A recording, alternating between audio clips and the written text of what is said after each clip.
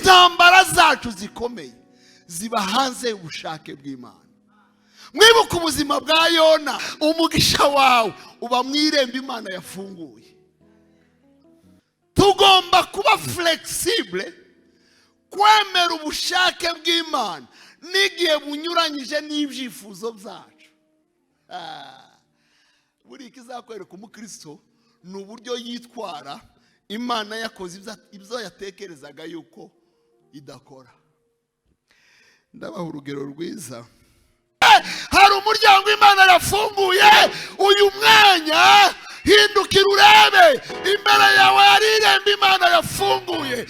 Imbere yawe hari irembo Imana icyo namenye niki, Imana ntirafunga irembo itafunguye irindi. Umunsi umwe yabwiye Aburahamu yaminyura muri Sara, bwaca mu gitondo akamubwira ngo sinshaka umujakazi, afite imfura yiwe.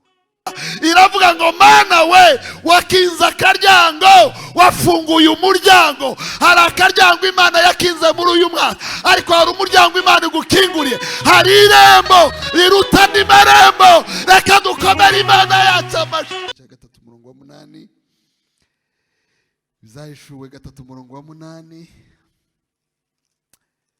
Dusome Bibiliya, mfite ni Bibiliya yera. Haravuga ngo z'imirimo yawe doneshize imbere yawe urugi rukinguye kandi ntawe ubasha kurukinga, kuko ufite imbaraga nke nyamara ukitondera ijambo ryanje ntiwihakane izina ryanje. Turangirize gusoma muri uyu mwanya mu gitabo cy'ibyakozwe n'intumwa, igice cya 16. Mfite ibyishimo byinshi, munyemere twakongera tugakomera Imana amashyi. Igice cya 16 umurongo wa 6, ndasoma ku murongo wa 6 ngere ku wa 10. Bukeye banyura mu gihugu cy'Ifurugiya ni Galatiya, babuzwa n'umwuka wera kuvuga ijambo ry'Imana muri Aziya. Bageze ahabangikanye ni Musiya, bagerageza kujya i Bituniya, ariko umwuka wa Yesu ntiyabakundira. Nuko banyura i Musiya bagera i Tirowa. Nijoro Paulo ararota, abona umugabo w'umunyamakedoniya ahagaze amwinginga ati, ambuka uze i Makedoniya udutabare. Amaze kurota izo nzozi, uwo mwanya dushaka kujya i Makedoniya, kuko tumenye yuko Imana iduhamagariye kubabwira ubutumwa bwiza. Kuko tumenye ko Imana iduhamagariye kubabwira ubutumwa bwiza. Ubundi hari indi mirongo nayo numva nanyuramo gatoya, nanone ni mu gitabo nico gice cya 16 umurongo wa 13 kugera ku 15. Naho aravuga ngo ku munsi w'isabato tuva mu mudugudu tujya ku mugezi inyuma y'irembo, dukeka yuko hariho ahantu ho gusengera. Turicara tuvugana n'abagore bahateraniye. Umugore witwa Rudiya waguraga imyenda y'imihengeri wo mu mudugudu witwa Etuwatira wubahaga Imana aratwumva. Umwami Yesu amwugururira umutima kugira ngo yite ku byo Paulo yavugaga. Ibindi bice zagenda mbivugaho kugira ngo ndatinda, ndekera aho ngaho, ariko mwumve yuko ari teme iryoshe, ko ndayumva nkumva umutima wanje urishimye. Imana yaduhaye teme, sinzi niba bari bayishizeho, ivuga ngo imiryango ifunguye, open doors changa porte ouverte, milango ambayo imefunguliwa. Hari umuntu wumvishira ijambo ari ryiza akomera Imana amashyi ku bwabyo. Imiryango ifunguye. Impamvu nabwiye ngo ko numva nsa nkaho mfite ibyishimo byinshi, nuko igice nsomye cyo mu gitabo cy'ibyakozwe n'intumwa nigeze kugihabwa, ariko ngihabwa mu buryo buri fani. Reka ariho mpera ubwo ntangiye kuganira ijambo ry'Imana, ndasa nkaho mbumwigisha cyane kuruta uko uvugira hejuru. hejuru. Nigeze kuva hano icyo gihe nakoreraga USAID, nari deputy chief of party muri projet yabo,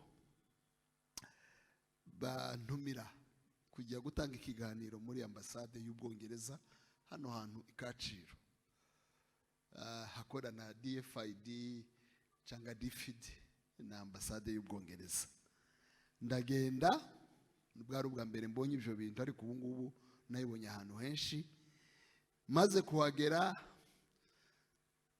barankingurira mu muryango, ndinjira. Maze kwinjira mu muryango, nshinjira gutya sanga imbere yaje hari undi muryango. Shaka kuwukingura ngo nkomeze nje mu ruganiriro nabonaga imbere yanje. Nshatse gukingura umuryango uribana, nongeye uribana. Nkoze nk'ubwa gatatu mbona naho wari umuryango, iyo miryango yombi ariho ibirahuri. Uw'imbere wanje wari ukirahure, uw'inyuma naninjiyemo wari ukirahure, no ku ruhande hari ni nkaho nari mpagaze muri kabine ifunze.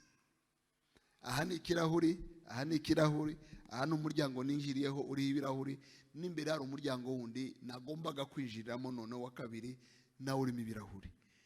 Noneho kurya ngeze ubwa gatatu ngo mfungure biranga, mbona umuntu uri ku ruhande ahayangira gutya. Ndahindukira, niwe wari wankinguriye, arambwira ngo nintuze. Ndatuje. Wa muryango w'inyuma urifunga. Ugifunga arambwira nti noneho fungura uwo nguwo. Funguye wa wundi w'imbere urafunguka. Ufungutse ndagiye ngera mu ruganiriro, sinumva ibyabaye.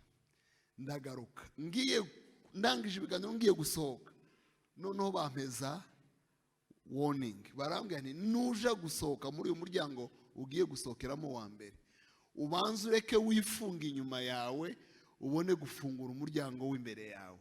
Hari abantu bazi imiryango imeze gutyo bazamura ibiganza? Mwabonye yuko muyizi, abagenda cyane mu mahanga. Okay, ndasohoka, sinabitekerezaho cyane. Ntaragera muri parking aho nari umushoferi, numva umutima urambaje ngo se niki wizi? Niziki umuryango wafunguye undi ukifunga, umwe ukifunga undi ugafunguka, kuramba mwuka wera uko so kumbeshesha. Niziki nyine? Nize ko nananiwe gukingura umuryango, nize ubuturage mfite n'umuturage, ariko sinokwigaya ko Imiryango nta nindayibona. Namwe ntoya ongera utekereze. Nibwo nahise numva ijwi rinjyana kuri kiriya cyanditswe naza kukivugaho. Numva ijwi rirambwiye ngo hari imiryango itazifunguka iyindi itarafungwa. Alo, hari imiryango utazigera ubona ikingutse iyindi wari urimo itarafunga. Kugira ngo umuryango w'imbere yawe ufunguke, nuko umuryango wabanje gufunga. Iyo uriya nahise mbibona n'ahandi iwanje mu rugo, sinari nzi ko bibi iwanje mu rugo. Ngihabwa icyo cyanditswe, niho ngeze mu rugo ndabibona. Muze kubireba abantu bose batunze icyo twita portail. Buri portail yose inyuramo imodoka igira n'agaporte abantu banyuramo batajanye imodoka. Murabizi ko ariko bimeze? Uzagerageze ufungure ka gaporte, ugerageze gufunga portail, tifunga, gahita kayitambika imbere. Nushaka gufungura portail ugomba gufunga ka gaporte. Iyo ugafunze portail irakundi gafunguka, iyo utagafunze kabana portail ndifunguke. Niryo jambo ngiye kuvuga. Dukomere Imana yacu amashyi cyane. Ijambo nahawe kuvuga ryaje muri ibi bitekerezo. None ku Imana ihaye itubwira ngo idushize imbere y'imiryango ifunguye. Ejo muri niba ture nanone nabwiraga abantu ndi ubu niyo ngimenya ko turi abanyantege nke. Kandi ni byiza kubimenya. Kubimenya nibwo buzima. Fitama horata. Kuko nta muntu wo gushyira imbere y'umuryango ukinguye utari umunyantege nke. Kuko iyo uri umunyembaraga ntibagukingurira urikingurira. Kubera yuko turi abanyantege. Imana yaraturebye ibona uyu mwaka dukeneye imbaraga zayo ngo idukingurire. Yaravuze ngo rero ndimufite imbaraga, ndabizi uri umunyantege nke, ariko wazigamye ijambo ryanje. Kubera iyo mpamvu kudafite imbaraga zagukingurira imiryango utakwikingurira. Reka dukomere Imana yacu amashyi. Niryo jambo nahawe muri niba tureye ejo niya none, ko riruzura, ko rirankora ahantu, ko rirambaga. None nteganya cyangwa ntegurwa kuza kwigisha hano, numva ijwi rirambajije. Hamwe ni none ko muhaye muvuga ngo Imana ibashize imbere y'imiryango ikinguye, ubundi yafunzwe nande? Ikibazo ca mbere. Icya kabiri, imaze iminsi ifunze Imana iri kugira ngo ibyibuke none. Wow, iyo miryango yafunzwe nande? Niho nakuye teme yanje ya mu gitondo, ariyo tugiye gukoresha none. Iravuga ngo rimwe na rimwe Imana igidufungira imiryango yonyine. God who sometimes closes our doors. Dieu qui quelquefois ferme nos portes. Imana yonyine igidufungira imiryango kandi bishaka. Iryo jambo mwaryumvise? Nimara iminota 5 cyangwa 10 cyangwa 50, niryo jambo navugaga. Imana igidufungira imiryango kandi bishaka rimwe na rimwe. Iryo jambo ngiye kuvuga. Imana igidufungira imiryango. Bundi mu buzima bwacu, amwe mu masengesho tugira n'ibyifuzo tugira ni ukubona Imana buri gihe tugitaka idutabara. Kandi turabikunda, nanje ndimo mu babikunda. Turi mu bantu bifuza yuko tutaranabivuga cyane ibikore. Hari ujye uvuga ngo Mana ngo ntaravuga ubikore, kandi akabivuga neza. Inshuro nyinshi nidusaba Imana, inshuro nyinshi tuyobora ukuboko kwayo. Narabibonye. Nagenganira n'abahungu n'abakobwa bari muri gahunda za fiançailles, aza kubwira ngo namubonye ni wa wundi wenyine unique. Ugenda umbwirira Imana ngo ni wa wundi ntagukebaguza, nta kuntinza, nta izindi nzira, nta yandi magambo ushaka kumva, ntinyereka abandi simbabona. Umwe yarambwiye ngo niyo bansevye isosi muri restaurant ngo nzamubonamo. Ngiyo nishe muri restaurant bakazana isosi nzamubona. Ngo niyo ndi muri bisi ngo nzanikanga nkamubona. Ambwira ntuzumubona, ahubwo uramugendana. Ugendana nyine umubona aho ushaka hose. Musengere ngo binyuremo, ngo iyo visa ngo niyo, ngo nico gihugu ushaka, ngo ibindi ntabwo, ngo ntumbwire ibindi bihugu, ngo ahanga rwose ngo umbwirire Imana ngo nuko nyine bimeze. Ni ngo kuvuga ngo turaba polisi bafata ukuboko kw'Imana tukayisinyisha ibyo dushaka kwesinya. Niko abantu benshi batunze Imana, tibagira Imana igira ubushake, tibagira Imana igira amahitamo mu buzima bwabo, tibagira Imana yotekereza ibitandukanye n'ibyo batekereje.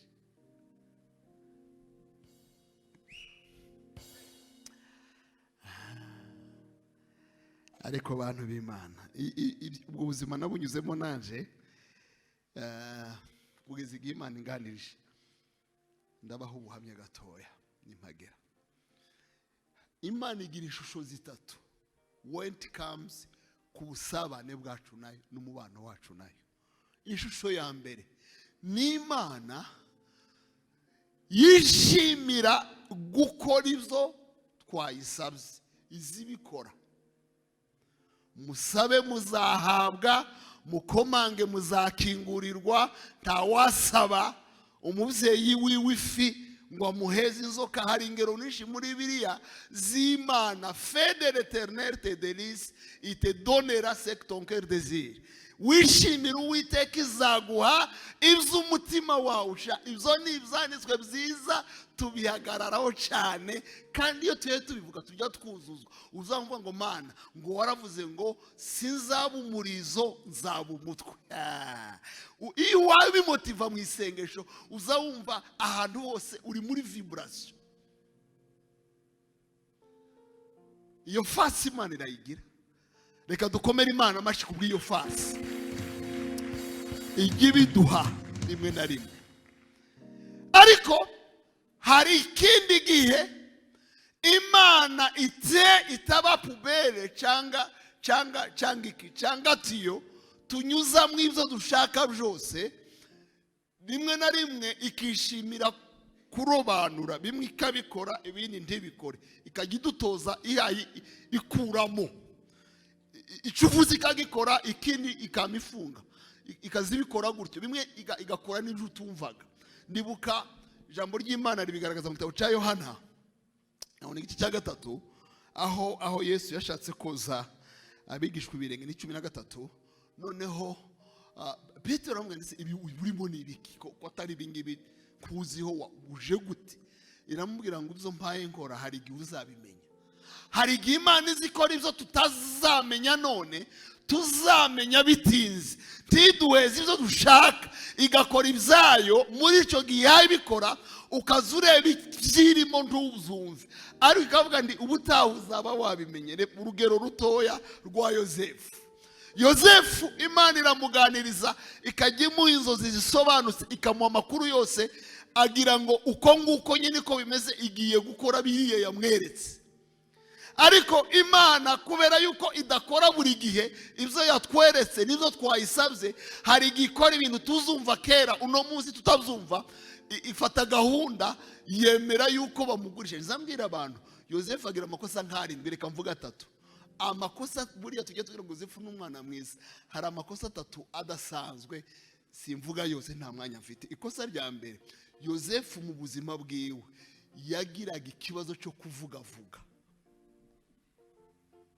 Nta muntu worota ziriya nzozi za se na nyina n'abavandimwe, kandi azi ko bamuruta, kandi azi ko bafite uburenganzira bagomba kuba bahabwa n'amategeko, ngo atangire kubabwira ngo bazamupfukamira. Benshi imiryango yafunzwe n'ibyo muvuga. Hari imiryango Imana ifunga kugira ngo ikwigishe gufunga kanwa. Hari imiryango Imana ifunga kugira ngo igutoze kumenya icyo uvuga. Hari imiryango Imana ifunga kugira ngo igukure mu rwego, igushyire mu rwego, nizayifungura uzabuze ikintu wabo. Kosa rya mbere ya Yozefu. Irya kabiri, niwe mwana muri Bibiliya yose urangwa n'ingeso yo kureguza. Biravuga ngo ibyo bakuru be bakoraga mu rwuri, yageraga kwa se akamubwira ndi runaka yakoze, uyu yakoze iki, banatonganye banatukanye, bakoze ibi n'ibi n'ibi. Hari n'inyoni bishe bayiriririya barayirangiza, ukuhaye ubona uvuga ngo ntibariye, barahaze. Twabaye abashumba twese turabizi. Iyi nka bayigobye hariya bayonkeje, kurabona nta mata ifite, bakoze gahunda. Saramureba ngo aramukunda, ariko amukunda odepa y'abandi, no kuvuga ngo aramatira avantage y'abandi. Iyo ni ingeso itari nziza. Iya gatatu yariyemeraga. Niwe muntu wambaraga ikanzu azi ko adakwiriye. Mu mategeko uri akanzu y'amabara menshi ryari ry'umwana w'imfura. Bakabwira Rubeni ngo se wowe mwana w'imfura muri uyu mujyi? Ni jewe. Se wowe mwana w'imfura muri uyu muryango? Ni jewe. None ni gute utambaye ikanzu ry'amabara menshi rikaba ryarahawe murumuna wawe? Murumuna we ntarije nawe akishimira kugenda ryambaye kugeza igihe ajya urumva.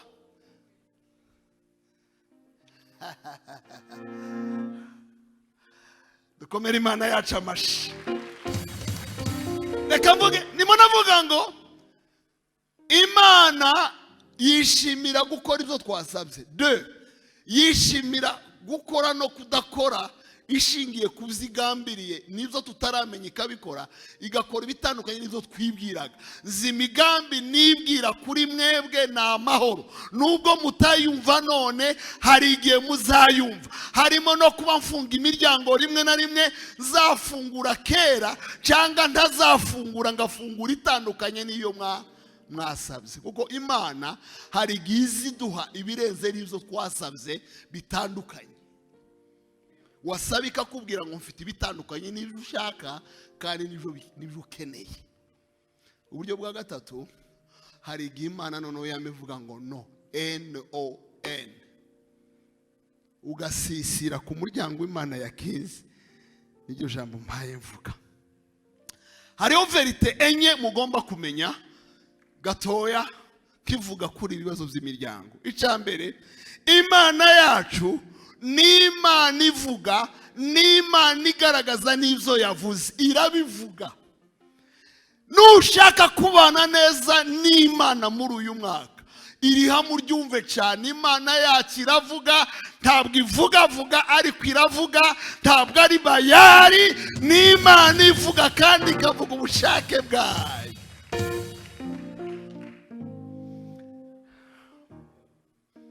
Ni Imana ivuga. Yo babivuga neza, aravuga ngo igivuga tantôt d'une façon tantôt d'une autre. Ngo ariko kenshi ntidutena en considération, turahuse, nyamara igira imvugo yayo. Cya kabiri tugomba kumenya, tugomba kuba flexible, kwemera ubushake bw'Imana n'igihe bunyuranyije n'ibyifuzo byacu. Buri kizakwereka umukristo ni uburyo yitwara. Imana yakoze ibyo yatekerezaga yuko idakora. Ndabaha urugero rwiza mu gitabo cya mbere cy'Abami igice cya 8:17. Ni amakuru Salomo avuga kuri se, yarantangaje. Ndimo ndavuga ngo tugomba kuba flexible n'igihe Imana yatubwiye no. Dufite abantu iyo Imana yavuze no barababara bakayivaho, bakava mu materaniro, bakava ku bantu, bakaza bagenda babwira abantu ukuntu Imana yabinaniwe. Abakristo batoya, Dawidi yigeze gutekereza kubakira Imana, abishyira muri gahunda, abishyira mu mugambi, abona Imana iba mu isanduku bagenda bimukana. Aravuga ngo kuva none ndashaka kukubakira kandi neza. Ategura ibiti by'imyerezi y'i Lebanoni, ashaka zahabu, ashaka ibintu byose by'agaciro. Aravuga ngo ngiye kubakira Imana izamenye yuko igira umuntu yikunda. Biravuga ngo Imana ntiyabyemera. Yamemubwira ngo nukuri ntuzanyubakira. Watekereje neza, iyo gahunda nayumvise, ndanagushimira ko wabitekereje, nta wundi wabitekereje, ariko ntuzanyubakira. Umwana uzaguturukamo niwe uzanyubakira. Icyandangaje kuri Dawidi, abifata neza, aba flexible, yamafata ubutunzi bwe bwose n'ibizakenerwa kubaka. Agiye gusezera umwana we Salomo, aramubwira ngo hari ibyawe naguhaye, hari ibyo nahaye Salomo, hari ibyo nahaye abana banje bose, ariko uyu mutungo nsize bwite, uyu ni umutungo wo kubakira Imana. Nindangiza umwuka numvamo, mugende mwubakira Imana, narabisezeranyije. Umunsi Salomo yuzuza iriya ngoro, niwo munsi avuga aya makuru, avuga ndi data yari yaratekereje kubaka Imana iranga, imuhano ifunga umuryango wo kuyubakira. Mutekereze kubakira Imana, Imana ikabwira ngo yasimbishaka, ndabishaka ariko simbishaka kuri wewe. Twebwe uhamagara abayumbe bose ukababwira ngo ni amadayimoni, ntibyumvikana ukuntu ashatse gukorera Imana ikanga. Nimbo ngo tugomba kuba flexible. Cya gatatu, mukuri mpaye mvuga, tuzifuze na rimwe, tuzatekereze na rimwe guforce umuryango Imana yakinze. Kikintu ndakizi. Imana yakinze umuryango ibizi bishaka mu mbaraga zayo zose. Ne force pas une relation qui ne vaut plus la peine. Ne force plus une amitié qui n'en est pas une. alo ngo urabona nguriya mukobwa ngo twari twaravuganye ngo none ngo mungendereyo ngo muhamagara abayumbe bose ngo tujye ku musozi ngo ndishura depanse ngo tumusengere duhindure umutima. Niwe cyangwa n'Imana?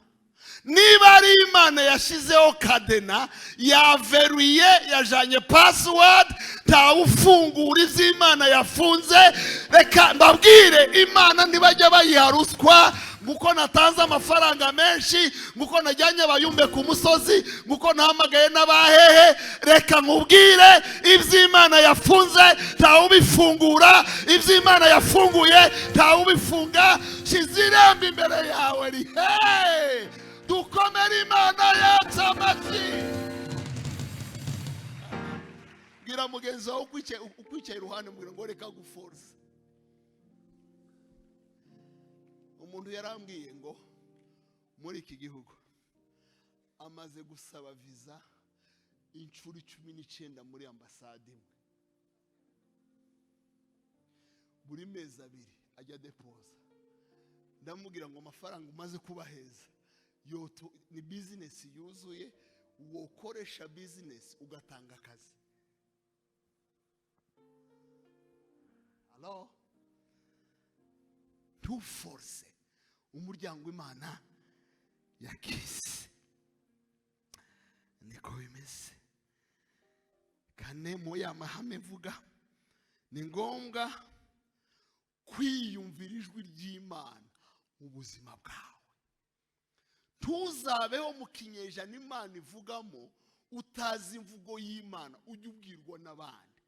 Kimwe mu cyisha abakristo nibambwiye n'Imana yambwiye inyuze muri runaka. Dufite abantu Imana yabo ni bahari ntizivuga, Imana yabo ni ikiragi, bazi ko Imana y'abandi ari yivuga. Izo babwiye zose ngo ni Imana yavuze babifata nka Bibiliya. Siko bimeze. Imana iracyavuga, nawe yakuvugisha. Imana yawe ujya wiyumvira ijwi wenyine. Imana igigutumaho undi muntu ari ugukonfirma. By the way, Imana igigutumaho umuntu yakubuza.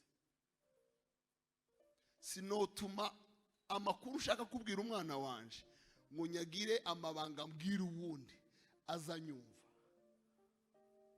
Tibishoboka. Igihe cyose uzajya wumva Imana ikoresheje undi ngo aza kubwira, uzumenya ko yakubuze. Muri bukubuzima bwa Dawidi imutumaho Natani. Dawidi yaramaze kugwa mu cyaha atacumva ijwi ry'Imana, ikaziru ikabwira Natani ngo uja kumubwira, aja kumugangahura. Natani ati uranduma ku mwami mubwira uti genda uvuga imigani. Uragera ahantu uvuga arumva. Rero Imana ntizimena amabanga yacu idufite, izimena amabanga yacu yabuze kwidukebura kuko yaradushatse iratubura. Ari wambwiye ngo je ngo ngira umugisha ngo Imana izintuma abantu benshi ngo aho ngiye hose gusenga bazabamba, namwe ngo ugira ibizagwa ahubwo uko bakubona ari benshi urabonerana ntabangugira. Ubuzima bwawe bugiye kuba mu bibazo bikomeye kuko aho unyuze hose Imana yarakubuze ngo ikubwire. Ni ukuvuga ngo amakuru yawe ari ku cyapa kinini. Kura amakuru yawe ku cyapa, nimuja hiherereye tuganire, mbabwire iby'imiryango afunguye ku buzima bwawe.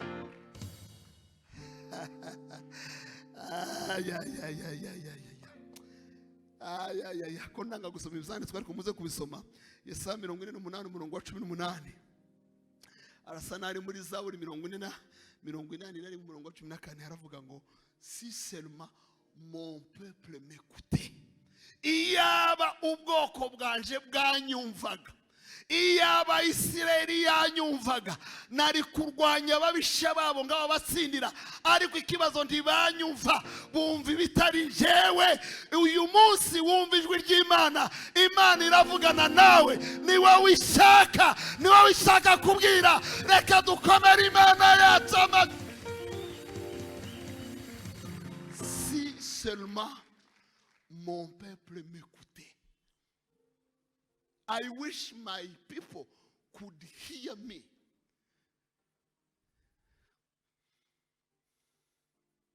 Mubaze ngo se ujya wumva Imana ivuga?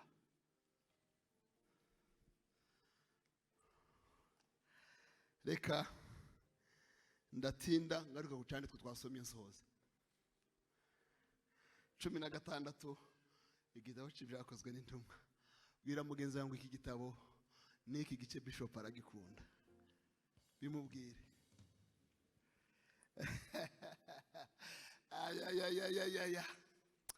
Ndishimye. Tuzamura Imana yacu ibiganza. Dukomere Imana yacu amashi cyane. Twongere dukomere Imana yacu amashi cyane. Iki gice no kivuga amakuru menshi, reka mvugane gusa. Amakuru ya mbere ni amakuru y'urugendo rwa kabiri rwa Pawulo, rutangira mu gice cya 15 umurongo wa 36, kandi bavuga yuko ni amakuru yanditswe muri 52 nyuma ya Yesu. Nicyo kintu cya mbere nayakundiye. Icya kabiri, mu gihe Pawulo yandikaga aya makuru cyangwa mu gihe ibi bintu byabaga, Pawulo yari yegeranye ikibazo na Baranaba. Igitangaje, bahamagariwe rimwe barakundana. Mu gice cya 13 umwuka aramanuka aravuga ngo mundobanurire Pawulo na Baranaba abo natoranyije ngo bambere abakozi mbatume mu mahanga. Barakundana, batangira urugendo rwa mbere, barukora neza rurarangira. Bagiye gukora urugendo rwa kabiri barakorogana. Igitangaje, bafu umuntu witwa ngo ni Jean Marc. Iryo nyasomye niho nsoreje. Rwa rugendo rwiza cyane yatangiye. Igitangaje ni kinavuze ngo hari umuryango ufunguka kuko undi wafunze, ko rimwe na rimwe Imana ari ifunga imiryango yacu, ikaba ariyo inayifungura. Natangajwe n'iki kintu, umurongo wa 6, ngo ashaka kuvuga ubutumwa muri Aziya. Aho Aziya bavuga ni ahantu hitwa Efeso, ariko ngo yarakiri ahantu hitwa Furugiya na Heyi na Galatiya. Ubwo ni mu rugendo aja Efeso. Biravuga ngo umwuka agiye kuvuga ubutumwa, niyo misiyo yahamagariwe n'indumwa. Azavuga ngo Pawulo indumwa ya Kristo. Muyani magambo, misiyo yahawe kuva umunsi muhamagara ihuriye nawe hehe i Damasiko. Yari mubwiye ngo ugende umvugire. Rero agiye muri ya misiyo yahawe, ordre de mission ijuru ryanditse, agize ngo agende muri Aziya Efeso bakeneye ubutumwa. Hari w'abapagani, hari ibigirwamana, habaga Diyani. Nanze kuvuga umujyi wa Efeso wari umujyi uremereye, umeze nabi, umeze nka Silicon Valley ya none. Urimo ubukire, urimo uburaya, urimo pornography, umujyi mubi wari ukeneye abantu nka Pawulo ngo baje kubavuga ubutumwa. Biravuga ngo umwuka w'Imana ariyo poza. Mbariza mugenzi wawe ngo uzubigenza gute iyo umwuka yiyopojeje? Uracyagira ijwi ryumva ko umwuka yiyopojeje mu byo ugiye gukora kandi byiza. Icyo ni icambere. Biravuga ngo abonye bidakunze, noneho ashaka kujya Bituniya. Aravuga ni rero nari muri croisée de chemin, nari ngiye kujya muri Aziya Efeso, umwuka arambujije, reka ndebe honoro ngende Bituniya, ahari umwuka w'Imana aranyemerera. Bibiliya ivuga ngo umwuka wa Yesu ngo arongera aramubwira ngo ntabza Bituniya, abimubwira deja ageze musi yagiyeyo. Aramubwira ngo ifore brusesheme, tugiye nakubujije hambere naha ndakubujije. Nihe Imana ikubuza kuja wagiye? Niki Imana ikubuza gukora uhaye ukora? Nuwe mushinga urimo Imana itarimo? Ngo Imana yafunze umuryango, urabizi se? Bibiliya irambwira ngo baricara abura uko bigenza. Kera twigaga restation yavuga ngo le deux chemins. Ngo un enfant au bout d'une route trouva tout à coup des chemins. Roula son chapeau dans ses mains. Faut-il prendre à gauche? Faut-il passer par la droite? Arriva zarabaze kondaje kondaje iburyo kondaje ibumoso kondi muri cross point kondi muri croisée de chemin. Nderekera Imana ko imiryango yombi ifunze, nuwe muryango wakinguye arimo yibaza gutyo udutotsi tuziramo. Imana yacu igivuga mu bitotsi, Imana yacu igivuga ku manywa, Imana yacu ivuga dusiziriye, Imana yacu ivuga tugenda, Imana ye komera Imana amashyi menshi. Arahunikira araryama ngo mu nzozi agiri mu bitotsi agira inzozi, mu ijoro agira inzozi. Bwira mugenzi wawe ngo Imana iguyerekwa muri uyu mwaka. Bimubwire Imana iguyerekwa muri uyu mwaka. Imana iguha inzozi nyazo muri uyu mwaka. Uyu mwaka ugirire vision. Nutagira vision, Bibiliya ivuga ngo ubwoko bwaje buzize kutamenya. Reka nawe Imana iguhe vision, iguhe kuyobora, iguhe kuyoboka, iguhe kumenya umuryango yakinguye. Ngo aryamye ngo abona umuntu w'i Makedoniya, ahita amutandukanya n'abandi kandi hose ni muri Aziya. Ni ngo kumbwira ngo kuratandukanya umuntu wo muri Japan n'umuntu wo muri China biratugora twebwe. Cyangwa umuntu wo muri Singapore n'umuntu wo muri Korea du Nord, nzambageramo nkabona bose barasa, bazamera nk'indofanya. Kuriya ngo natwe iyo batubonye bazabona umuntu bazabamaze uri mu Nigeria, uko mubona asa n'umu Nigeria, undi akaba uri mu Ethiopia, ko murabona n'umu Ethiopia, none urinde ko murabona asa nandi ngo murasa mwese. Ariko iyo inzozi niyerekwa ryaje riza ritandukanye ibintu. Ngo abona umuntu w'i Makedoniya kandi hose naho ni muri Aziya, ni muri Europe ariko yegeranye na Aziya. Aravuga ngo ngwini wacu, ni muri za Turkiya aho ngaho, ngwino Polo uje ubiri kwa Makedoniya, ubiri kwa Makedoniya. Polo uje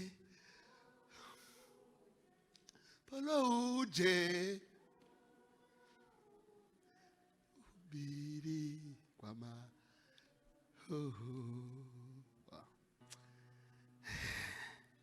Ngona umuntu w'i Makedoniya umubwira ngo turagukeneye. Turagukeneye. Aziya yafunze, Furugiya yafunze, Bituniya yafunze, Efeso yafunze. Hari imiryango Imana yafunze, hari umuryango Imana yafunguye. Uyu mwanya hindukira urebe, imbere yawe hari irembo Imana yafunguye. Imbere yawe hari irembo Imana icyo namenye niki, Imana ntirafunga irembo itafunguye irindi. Umunsi umwe yabwiye Aburahamu yaminyura muri Sara, bwaca mu gitondo akambwira ngo sinshaka umujakazi, afite imfura yiwe. Aburahamu si wamushingiye, ni jewe. Kuramwita umujakazi atugira umwana w'imfura witwa nde? Ishimayeli. Samaraso yanje ndabizi ariko simushaka. Gutyo kugeza igihe akora anniversaire y'umwana we witwa Isaka. Ngo Ishimayeli arishima nkuko n'abandi bose bishimye, aseka. Asetse Sara yamavuga ngo ndashaka yuko umwana mvira hano, yasetse. Iyo adaseka yari infraction, guseka ni infraction. Avifate mate. Hari igihe Imana yemera yuko umuryango runaka ufunga. Hari igihe Imana yo yifunga umuryango. Asetse Sara arazamuka. Abagore iyo bazamutse, abagore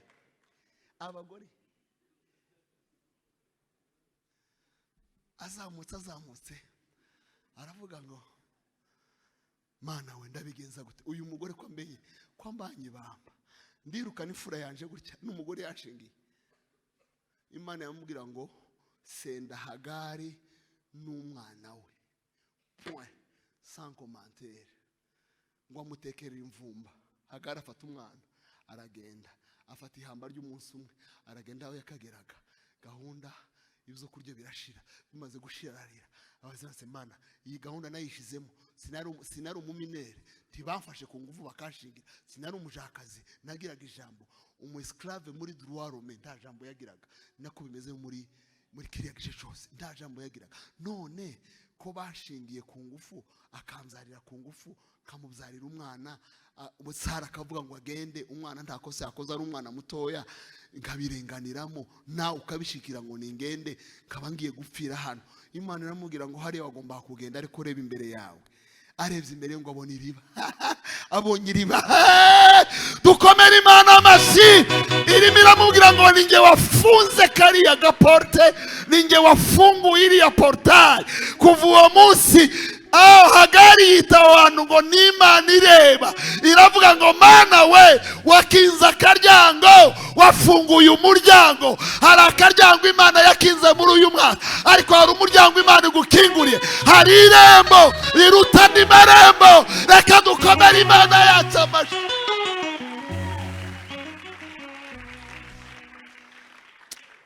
soreje kuri aya magambo ko numva zongora guhagarika Yes. Uzi ko Imana ishobora kukubuza ahantu izakugarura igihe cyayo. Ikintu cyantangaje ni kingiki. Akivugana kuri yagiye Makedonia ayitira kwa Lidia nanze kuvuga amakuru ya Lidia nawe yarakeneye. Komisiyo ya mbere yari yaragoye paho. Yabohaga amahema akitunga ariko Imana yashanga imugeze Makedonia bazamutuka nimuza kureba amakuru ya Makedonia niyo hafi nashije ivuga butumwa ryose rya Paul mu rugendo rwa kabiri n'urwa gatatu ku buryo yageraga no mu Bakorindo akababwira amakuru ya Makedonia akabwira ngo murebe abafilipi ukuntu bafashe neza ngo n'ukuntu bantungaga akayiba ngo sizibagirwa ineza yanyu ibyo mwankore kubera yuko yagomba kunyura Makedonia kugira ngo irembe Imana yafunguye riba n'umugisha w'Imana umugisha wawe uba mwirembe Imana yafunguye ava Makedonia anyura Tesalonika aramanuka Atenayi agera i Korinto nyuma y'imyaka 2 abona kujya Efeso ahandi umwuka w'Imana yamubujije kugenda amasomo nk'atatu ndashoje irya mbere tuzatinde ku hantu ushaka kuja uzutinda kuha Imana gushaka aho ushaka siho ingenzi ahe gushaka niho hakomeye inshuro nishi amasengesho yacu yereka Imana aho dushaka kandi Imana ifite aho dushaka umugisha wacu nyawo uba mu bushake bw'Imana tubaho dushaka tuba muri Amerika tuba muri Canada tuba muri Australia uba mu bushake bw'Imana iyo ukandagiye mu bushake bw'Imana uba wakandagiye mu mugisha wawe kandi aho Imana igushaka ni ugushirira n'umugisha aho Imana ikohereje muri mission ni uguteganyiriza provision iteka ujye ubaza Imana ngo Mana mbwira icyo ushaka mbwira icyo ushaka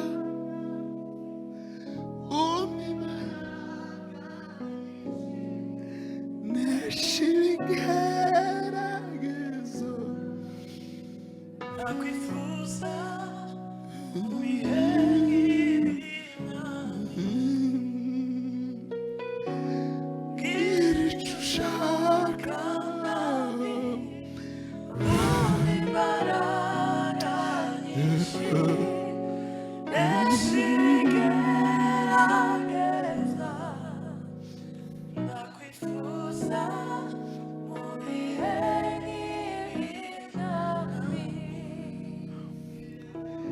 icyo ni cyambere umugisha wacu uba mu bushake bw'Imana icya kabiri intambara zacu zikomeye kandi zitugora ziba hanze y'ubushake bw'Imana mujya mwibuka umuntu witwa Baraka yari umuyobozi yari umwami ahamagara umuhanuzi witwa Balamu aramubwira ngo ugende uje kuvuma abanyisiraheli amubwira n'amagambo agomba kubavuma ndashaka kubavuma ndashaka kubafata no kubatoteza sino bikora Imana yabitabatanze amaze kubwira Balamu aremera ko yari yamupfunyikiye hari abantu Imana ihagurutsa ngo baturindagize ntimukajye ngo abantu bose bavuga ko Imana yavuze baba bavuganye n'Imana hari abagira amarangamutima yo kuturindagiza baduca ku bantu baduca ku nshuti baduca ku miryango Baramu arumva aremera yurira indogo baragenda agiye kuvuma. Imana iramubwira ngo uwo muryango ugiyemo iryo rembo sinjye rifunguye. Attention, iravuga Baramu kuko harimo ifaranga mu matwi ntiyumva, irongera ntiyumva. Yuriye indogobe, indogobe igeze mu nzira iramubwira ngo sinkomeza. Irebye imbere ibona marayika ufite inkota, iravuga ngo sinkomeza. Igize gutya iramukwepa, ikwepe yangaha arayisanga gatatu ashaka kuyica. Baramu aravuga ngo wandogobe kuki uri kundusha, niki cyaguteye? Agiye kuyikubita iramubwira iyi Imana yatubuze igivugana namuye ngo atubwire. Iramubwira ngo inshuro zose wambwiye ngo tugende nigeze niyopoza, niko tudahaye ubona ikibazo kiri imbere yanje, uracyahanura. Intambara zacu zikomeye ziba hanze y'ubushake bw'Imana.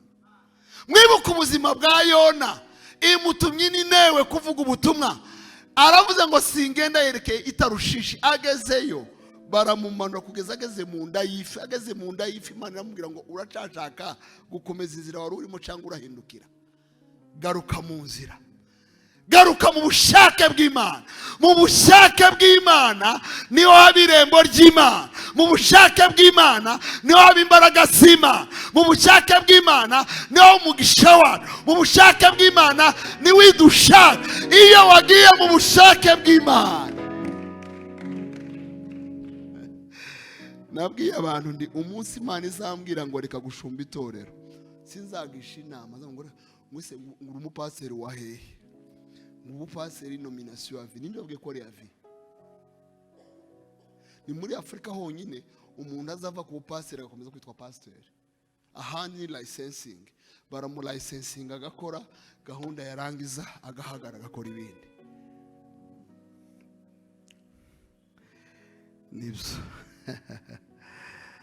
Yes. Yes. Twige kumva Imana ivuga, twige kubona irembo Imana yafunguye. Reka dusenge. Bazo tutubazo gatoya. Hari umuntu hano waba uri mu mayira abiri utazi ahagomba kwerekera? Ahaguruke tureba abantu. Uri mu mayira abiri